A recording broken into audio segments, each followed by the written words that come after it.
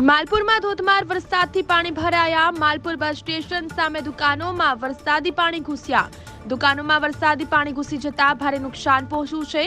તો માલપુરમાં ધોધમાર વરસાદથી પાણી ભરાયા છે. માલપુર બસ સ્ટેશન સામે દુકાનોમાં પાણી ઘૂસ્યા. દુકાનોમાં વરસાદી પાણી ઘૂસી જતા ભારે નુકસાન વેઠવાનો વારો વેપારીઓને આવ્યો છે.